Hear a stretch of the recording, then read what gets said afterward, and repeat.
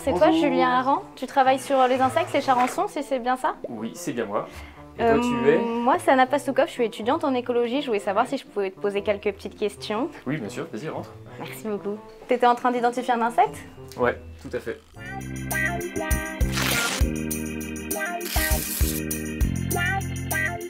Ah bien alors, je vais te montrer. Vas-y, prends une chaise, hein. Installe-toi. Merci. Là, j'étais en train d'identifier une bête. C'est un ravageur des cultures, c'est un charançon, tu vois. Il y a pas mal d'espèces dans le groupe. Et toutes celles qu'on voit sur l'ordinateur ici, c'est des espèces différentes? Voilà, c'est des espèces différentes d'un même genre. Petite pause dans le montage. On parle d'espèces, de genres, tout ça, eh bien ça correspond au rang taxonomique. Explication. On parle de rang taxonomique pour décrire une classification hiérarchique du monde vivant. Alors non pas pour dire que les chats sont plus importants que les chiens, par exemple, mais plutôt pour classifier par degré de ressemblance les individus. On définit une espèce comme un ensemble d'individus pouvant se reproduire entre eux et avoir une descendance viable. C'est le cas pour Flictinus calosus par exemple. Plusieurs espèces similaires qui ont des caractéristiques communes sont rassemblées en genres, et là, dans notre cas, c'est le genre Flictinus. Les genres peuvent être regroupés en familles. On remonte comme ça avec l'ordre, la classe, l'embranchement jusqu'au règne qui sépare les animaux des végétaux par exemple. Et donc comment tu fais pour les identifier, pour les reconnaître? Bah là, tu vois mon curseur, par exemple, tu vois la forme des yeux, la couleur des bandes, la taille des antennes, ça va être des critères qu'on va utiliser pour séparer les espèces entre elles. Alors évidemment, là, ça peut paraître simple, mais en fait, quand tu regardes de près, dans une espèce, il y a de la variabilité. Et donc toute la difficulté, ça va être de capable de faire la différence entre ce qui est de l'ordre de la variation dans une espèce et la variation entre plusieurs espèces. Et je vois que tu as pas mal de livres dans ton bureau aussi, tu les utilises pour identifier? Oui, ceux-là, ils sont pas tout jeunes. En fait, ça, c'est des insectes qui ont été décrits il y a plus de 200 ans. Et souvent, il n'y a rien qui a été fait depuis. Et donc du coup, pour identifier les espèces, on utilise de la littérature, ce qu'on appelle la description originale. C'est les collègues d'il y a 200 ans qui ont décrit en latin, en suédois, en allemand cette espèce. C'est un peu une enquête des fois. Comment tu fais pour les trouver, les livres? Là, nous on a une librairie ici, avec des anciens ouvrages. Sinon on cherche des PDF en ligne. Des fois il faut aller dans un musée à l'autre bout de l'Europe pour chercher le bouquin avec la description originale. Ah ouais, donc c'est toute une expédition. Ah bah oui. Et après, est-ce que toi ça suffit avec juste le livre et l'observation pour les identifier, ou est-ce que tu utilises d'autres outils? Oui, non, ça c'est une bonne question. Ça c'est la première étape, la reconnaissance morphologique, mais des fois on n'y arrive pas parce que les espèces se ressemblent trop. Du coup on fait appel à la biologie moléculaire. Donc j'ai des collègues qui m'aident. Là j'ai une petite plaque, voilà, je prends par chaque spécimen une petite patte que je mets dans un tube. Mes collègues séquencent un certain fragment d'ADN, ils me le renvoient, et moi la différence entre les séquences, ça me permet aussi de voir les différences entre espèces. Ok, je comprends. Et après, du coup, une fois que c'est identifié, t'en fais quoi de l'insecte? Alors, une fois qu'il est identifié, on le met en collection, comme là, on fait une collection de références. Comme ça, la prochaine fois qu'on l'identifiera, ça sera plus simple, ça ira plus vite, on pourra comparer avec un spécimen qu'on a déjà.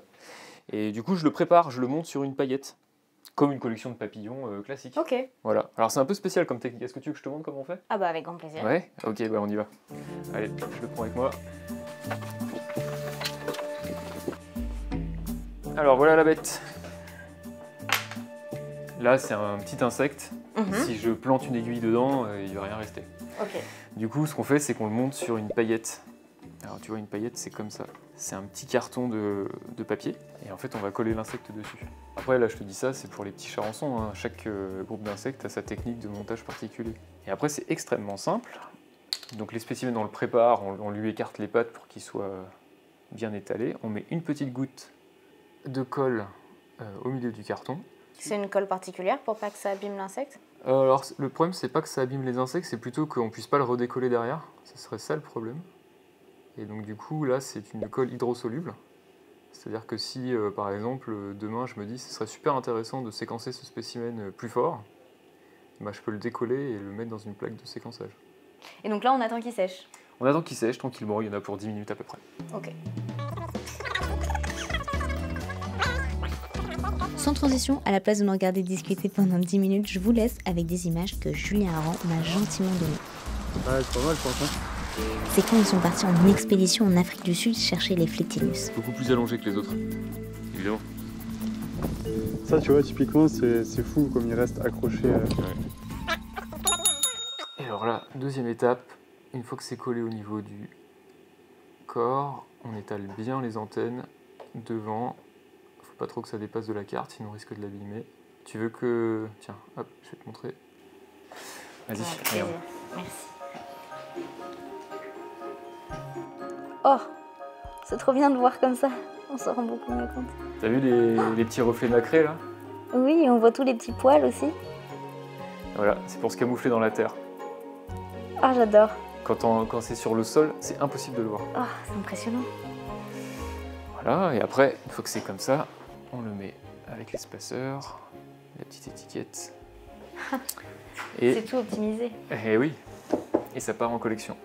Donc ça, c'est la boîte qu'on voyait tout à l'heure avec tous les charançons. Tout à fait. Là, c'est que les Flictinus, donc. Ça, c'est que des Flictinus. D'accord. Et la majorité de ça, c'est des espèces nouvelles pour la science. Et donc là, on a identifié les charançons, mais ça sert à quoi concrètement d'identifier les différentes espèces d'insectes? Est-ce qu'il y a un lien avec la gestion de l'environnement, des choses comme ça? Ouais. Oui, tout à fait. En fait, pour faire un parallèle marrant, c'est comme quand tu vas chez le médecin pour savoir si tu as un virus ou une bactérie.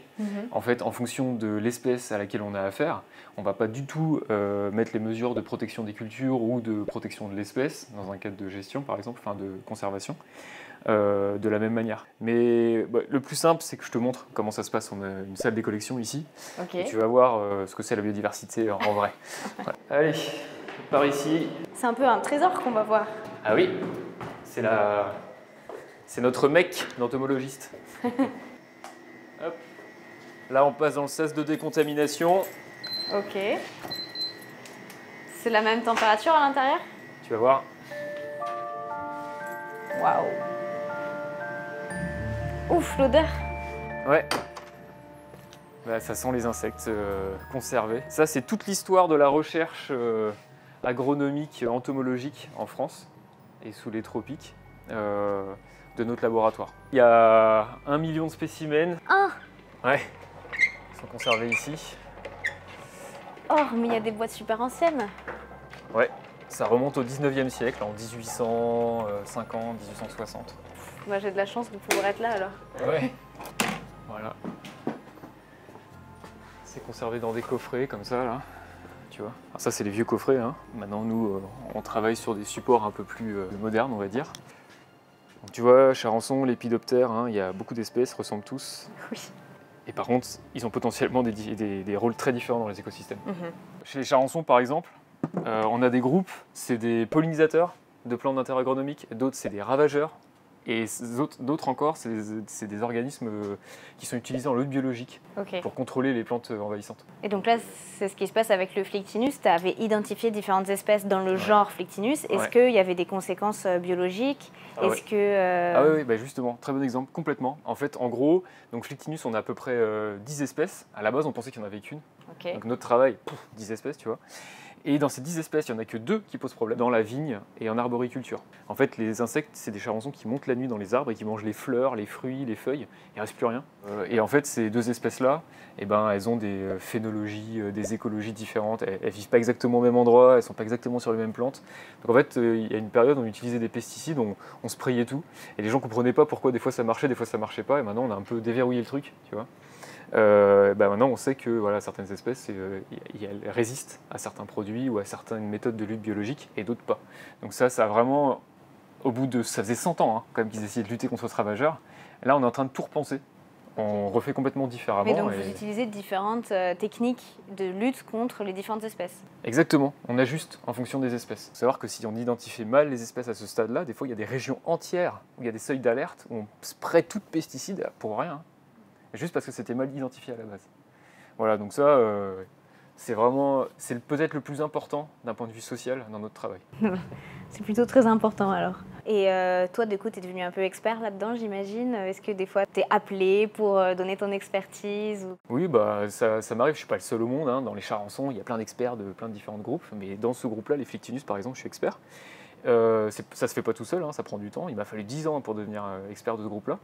Et derrière, oui, le mois dernier, il y a l'Union européenne qui m'a appelé pour donner mon avis, pour savoir qu'est-ce qu'il fallait faire avec cette espèce. Est-ce qu'on accepte encore d'acheter des pommes d'Afrique du Sud qui contiennent cet insecte, parce qu'on a peur qu'il s'établisse. Donc ils ont besoin de savoir exactement cette espèce, laquelle c'est, comment elle vit, pour lutter contre et pour éviter que ça arrive en Europe. Donc on sert à ça aussi.